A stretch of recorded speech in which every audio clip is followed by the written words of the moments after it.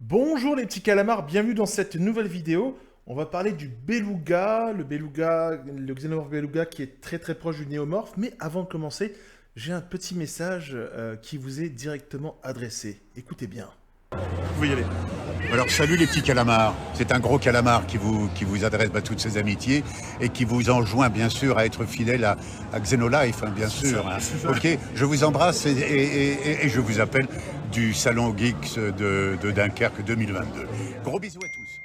Eh bien oui, j'ai eu le plaisir de rencontrer Monsieur Benoît Alman, la voix française de Morgan Freeman. Il a été adorable et il a été d'une gentillesse vraiment incroyable. Il nous a fait une charmante petite dédicace. Merci du fond du cœur, Monsieur Alman. C'était une rencontre magnifique. Et puis bah voilà, la vidéo commence tout de suite. Et désolé pour le petit bip que vous entendez dans la vidéo, mais quelqu'un avait son téléphone juste à côté. Il y avait un petit peu de monde, donc voilà. Allez, la vidéo commence maintenant, tout de suite. Allez, petite description de la bestiole. Contrairement aux autres xénomorphes, l'alien beluga est décrit comme étant constitué d'une peau blanchâtre et serait apparemment démuni de squelette, ce qui lui permettrait de se glisser avec une grande facilité dans les endroits les plus exigus. D'une peau identique à celle de l'Octofacehugger, ses membres sont élancés et quelque peu gracieux. Son crâne, quoique similaire à celui des xénomorphes classiques par sa forme longue et phallique, semble être beaucoup plus fragile. Et détail troublant, il possède les traits d'un visage humain. Et effectivement, dans le premier script de Prometheus, Holloway devait être infecté par l'Octofacehugger et par la suite donner naissance au beluga.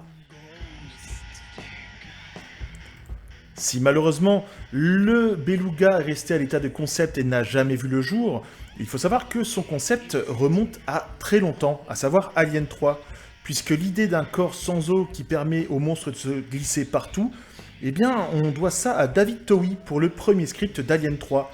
En effet, le rogue alien devait pouvoir se glisser avec une facilité déconcertante dans les endroits les plus inatteignables.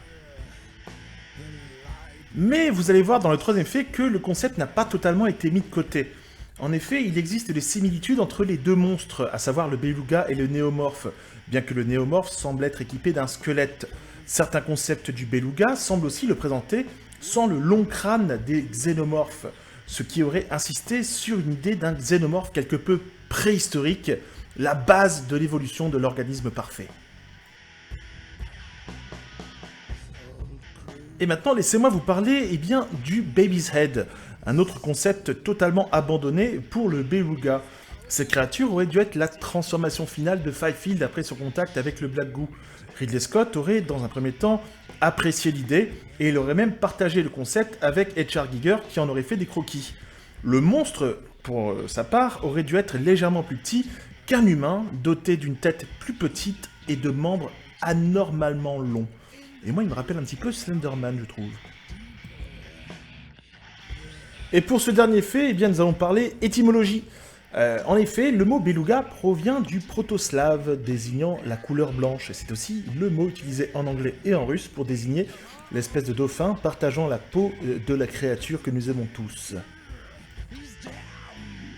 Et bien voilà les petits calamars, c'est la fin de cette vidéo.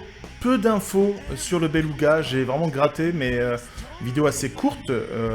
Mais bon, voilà, au moins le beluga c'est fait. J'espère que ça vous aura plu, on n'oublie pas, on partage, on commente, on like, le Tipeee, etc., etc. Vous connaissez la chanson. On a dépassé les 19 200 abonnés, donc en route pour les 20 000. Je ferai peut-être une vidéo spéciale pour les 20 000, 5 faits sur Xenolife, pourquoi pas.